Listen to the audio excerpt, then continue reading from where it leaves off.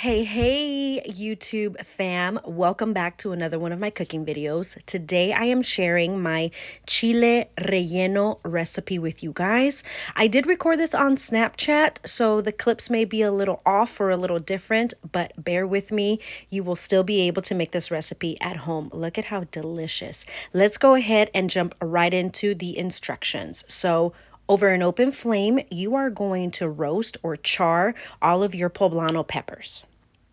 Once you have all of them nice and roasted like this, we are going to put them inside of a ziplock bag so they can start steaming.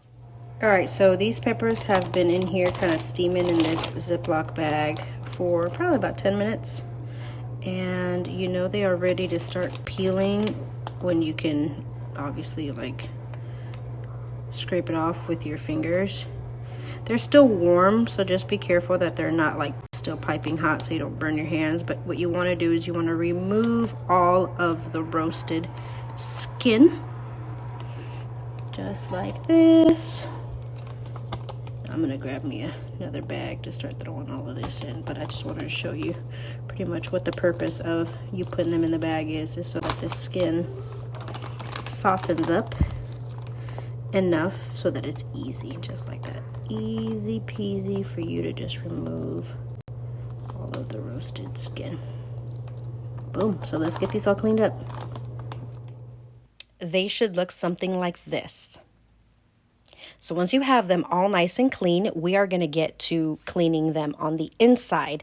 I am going to just do a nice, gentle, clean cut right down. Be careful you don't pierce through the other side of the pepper because we are going to be stuffing these. So I open it as far as I can so that I can get my hand in there and clean them out. I am going to remove all of the seeds, and I'm also going to remove the veins.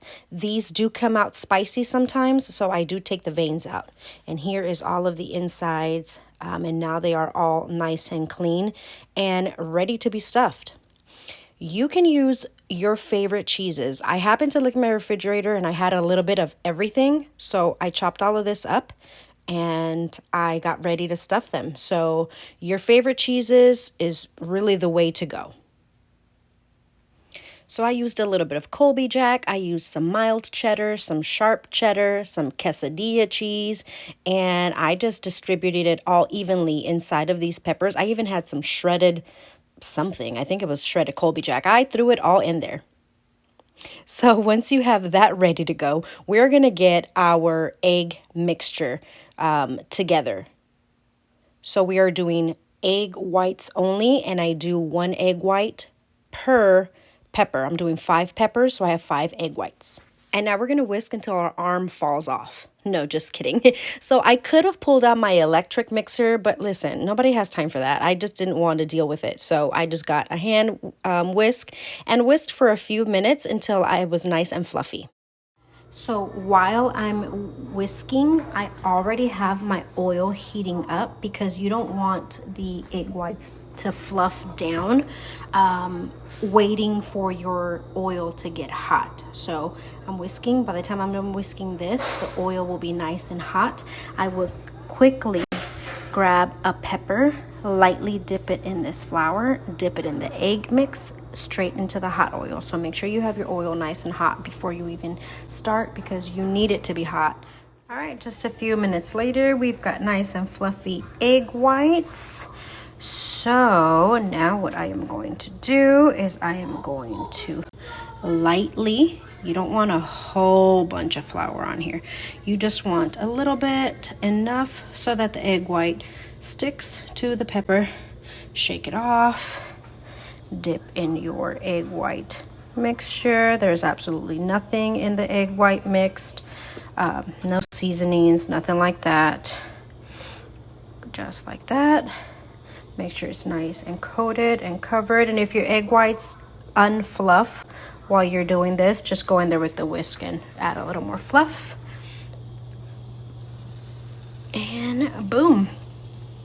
Set it right on there. Do another one, however many your pot can fit. I can probably fit, I'm going to scoot this over as soon as it starts getting hard on the bottom. I can probably fit 3 or 4 in here, so we'll see. Once you are here, you want to take a spatula, gently separate the bottom of the pepper so that you can flip it. Look at how beautiful and fluffy that is. I decided to just do 2 in here because I don't want to crowd them, and these peppers are pretty big, so 2 at a time is going to be perfect. And yes, be sure to flip them on all sides so that all of the egg white cooks. So this one I'm going to end up flipping over on this side here shortly.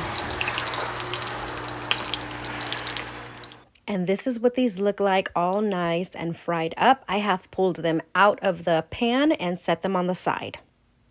Now I'm going to make a quick little sauce, 2 tomatoes, half of an onion, and a nice bunch of cilantro.